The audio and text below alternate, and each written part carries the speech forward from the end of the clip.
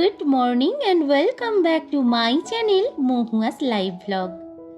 আমি মহুয়া এসেছি আরও একটা নতুন ব্লগের সাথে। আমার নতুন ব্লগে তোমাদের সকলকে স্বাগত জানাই। তো বন্ধুরা, সবার আগে বলো কেমন আছো সবাই তোমরা? আশা করি ঠাকুরের কৃপায় তোমরা সবাই খুব ভালো আছো, সুস্থ আছো। আমরাও কিন্তু খুব ভালো আছি। এখন বাজে সকাল 5:30 আর উঠেই কিন্তু ফ্রেশ হয়ে আগে চলে এসেছি ছাদে। কেননা অনেক দিন ধরেই ভাবছি যে ছাদটাকে পরিষ্কার করব, কিন্তু ওই যে একটু যদি অলসতা লেগে যায় তো ব্যাস ওখানেই হয়ে গেল আর কি। মানে করব করে করাই হয়ে উঠছিল না। কিন্তু আজ যেহেতু রুদ্রর পড়া রয়েছে, তো সেহেতু ও চলে গেছে পড়তে, আর এই সুযোগে আমি ছাদটাকে পরিষ্কার করে এলাম। আমাদের মতো মায়েদের কিন্তু এটাই হচ্ছে পারফেক্ট টাইম। শুধুমাত্র এই সকালটা নয়, যে যখন বাচ্চারা ঘুম থেকে ওঠে না বা যখন তারা টিউশনে পড়তে যায়, ওরা কিন্তু যখন স্কুলেও চলে যায় তখনও কিন্তু আমাদের ক্ষেত্রে বেস্ট টাইম।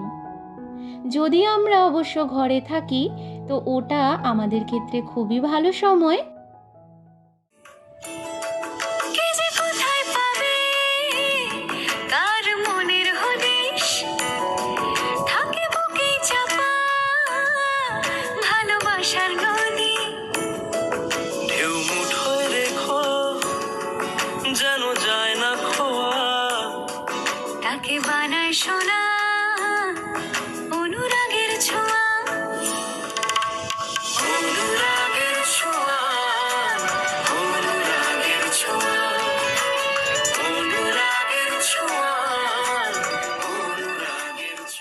আমরা মায়েরা অনেক ক্ষেত্রেই দেখেছি যে যখন বাচ্চারা স্কুলে চলে যায় তখন কিন্তু আমাদের ক্ষেত্রে বিশেষ সুবিধা হয়। যদি অবশ্য ওই যে বললাম যে আমরা বাড়িতে যদি থাকি তো সেক্ষেত্রেই কিন্তু সুবিধাটা হয়, আর যারা বাইরে জব করি তাদের ক্ষেত্রে কিন্তু অনেকটাই অসুবিধা। তো আমাদের মতো মায়েদের ক্ষেত্রে, মানে আমি বিশেষ করে আমার কথাটাই বলছি, যে যেহেতু আমি বাইরে জব করি তো সেক্ষেত্রে কিন্তু আমার ক্ষেত্রে ওই সকালটাই অনেকটা ভালো টাইম। সকালবেলাটা কি হয়, যদি কখনো কখনো রুদ্র একটু ঘুমিয়ে থাকে তো সেই ফাঁকে কাজটা সেরে নিই। আর এখন যেহেতু বড় হয়ে গেছে তো ঘুমিয়ে থাকার কোনো প্রশ্নই ওঠে না। সকালবেলা যেহেতু টিউশনে যায় তো সেক্ষেত্রে ও সকালবেলাটা টিউশনে চলে গেলেই আমি আমার কাজগুলোকে পারফেক্টলি সেরে নিতে পারি। ওটাই কিন্তু আমার ক্ষেত্রে ভালো সময়।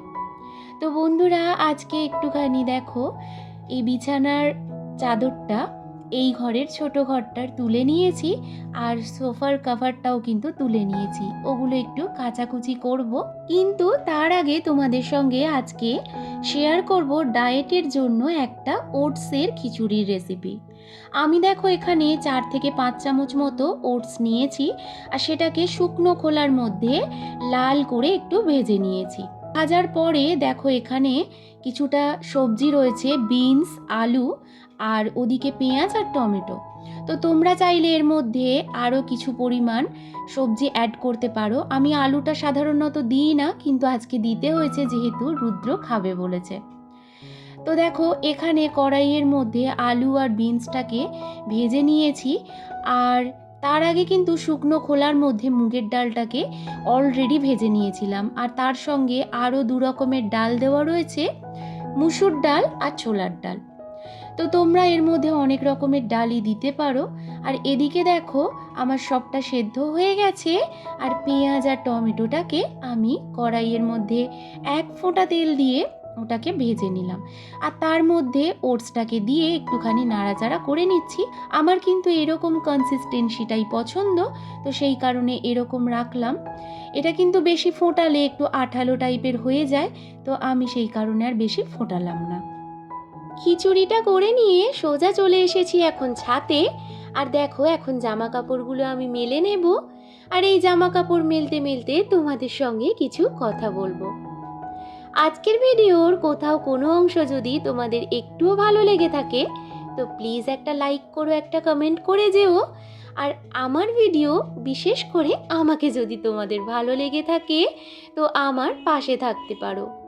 আর ইতিমধ্যে যে বন্ধুরা আমার চ্যানেলটাকে সাবস্ক্রাইব করে রেখেছো তাদের জানাই অসংখ্য অসংখ্য ধন্যবাদ। আর যারা এখনো পর্যন্ত সাবস্ক্রাইব করোনি তাদেরও কিন্তু অসংখ্য ধন্যবাদ, কেন নাকি তারা যে আমার ভিডিও দেখো। স্নান সেরে পুজো করে নিয়েছি, আর এখন রান্না বান্না করার সময় হয়ে গেছে, নিজেরও তো ডিউটি বেরোতে হবে। এদিকে ভাতটা আমি করে নিলাম, আর আজ করব একটুখানি মাছের ঝোল। তো সেভাবে আর কিছু করব না। মাছের ঝোলটা করার জন্য দেখো ফ্রিজে কিন্তু আজকে 4 পিস মাছই আমাদের বরাদ্দ ছিল। তোমাদের তো বলেইছি 1 সপ্তাহের মতো মাছ মোটামুটিভাবে রাখা থাকে। 1 সপ্তাহ না হলেও 3 থেকে 4 দিন তো বটেই। তো এই 4 পিস মাছটাকে কড়াইয়ের মধ্যে ভালো করে এখন ভেজে নিচ্ছি, আর এগুলোকে ঝোল করে নেব। তার আগে তোমরা তো দেখতে পেয়েছো আমার কিন্তু স্নান সারার আগে সব কাজ মোটামুটিভাবে কমপ্লিট হয়ে গেছে। আর এই স্নান সারার আগে আমরা যদি কাজগুলোকে পারফেক্টলি করে নিতে পারি, তার জন্য কিন্তু আমাদের সংসারে আপনা থেকেই কিছু পজিটিভ ভাইবসের আগমন ঘটবে। এটা কিন্তু আমাদের নিজেদের আনতে হবে না।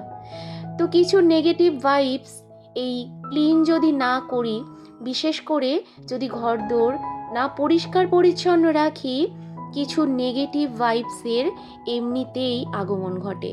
তো তার জন্য দেখবে সংসারে সুখ শান্তি এইগুলো কিন্তু কোনো মতেই থাকে না।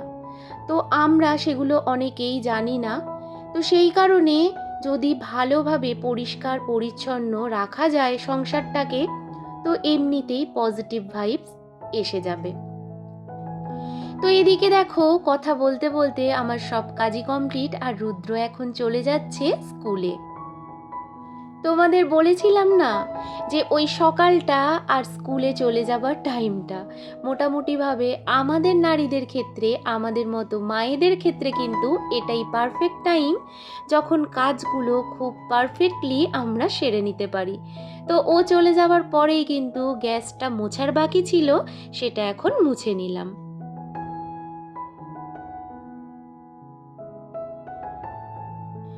এই যে বিকেলের টাইমটায় আমি এসে গেছি আবারও তোমাদের সঙ্গে সেই কাজ নিয়ে। তো আমার কিছু বেশি জামা কাপড় রাখা ছিল। তোমরা তো সকালেই দেখেছো যে আমি অনেকগুলো কাচাকুচি করেছি। তো তার মধ্যে কিছু কিছু জিনিস, যেমন সোফার কভারটা এখনো পর্যন্ত পাতা হয়নি, তো সেটাকে পাতবো। তার আগে জামা কাপড়গুলোকে একটু ভালোভাবে ভাঁজ করে নিই, কেননা ওই যে সময়ের কাজ কিন্তু সময় করতেই ভালো লাগে। আর ওই দিকে দেখতে পেলে কি, রুদ্রবাবু কিন্তু একদম খালি গায়ে বসে রয়েছে। ওর আবার এই গরম পড়ার সঙ্গে সঙ্গে একদম গরমটা শুরু হয়ে গেছে। গরমের এখন কোথায় কি, আর ওর এতটাই শরীরে গরম যে সর্বক্ষণ গাটা আলগা থাকলেই মনে হয় বিশেষ ভালো। আমার আবার এইসবগুলো পছন্দ নয়, মাঝে মাঝে খুব বকাবকি করি, কিন্তু কে আর শোনে বলো। তো এই যে বাচ্চাদের, মানে বিশেষ করে যারা সিজারের বাচ্চা হয় তাদের কিন্তু আমি যতদূর জানি যে ওদের একটু গরমটা বেশি। তো সেই কারণে যাগ্গে যা ঘরে যেহেতু আছে ওইভাবেই আর কি পড়তে বসে গেছে। আর এই ঘরে আমি চলে এসেছি এখন সোফার কভারটা পাততে। তো তার আগে সোফাটাকে ভালো করে একদম মুছে নিলাম। চারিদিকে তো ধুলোয় ধুলোয় একাকার, তোমরা দেখতেই থাকছো। প্রত্যেক দিনই মোটামুটিভাবে আমি ক্লিন করতেই থাকছি। ওই যে বললাম, ঘরদোরগুলো যদি আমরা খুব পরিষ্কার পরিচ্ছন্ন রাখি তাহলে কিন্তু পজিটিভ ভাইবসটার এমনিতেই আগমন ঘটবে। আমাদের কিন্তু নিজের থেকে আর কিছু করতে হবে না। তো সেই কারণে আমি তো চাইবই বলো আমার সংসারটাতে সুখ শান্তি বজায় থাকুক। তো এই দেখো সোফার কভারটা এখন পেতে নিয়ে ওদিকে তো রুদ্র পড়ছেই, আর আমি করছি আমার কাজ। তো চলো বন্ধুরা, আমি আমার কাজগুলো সেরে নিতে থাকি। আর আজকের মতো তাহলে ভিডিওটা এখানেই শেষ করি। আর ভিডিওটা তোমাদের কেমন লাগলো আমাকে কিন্তু কমেন্ট করে জানাতে অবশ্যই ভুলো না। যদি ভালো লেগে থাকে তো প্লিজ একটা লাইক করো, একটা কমেন্ট করো।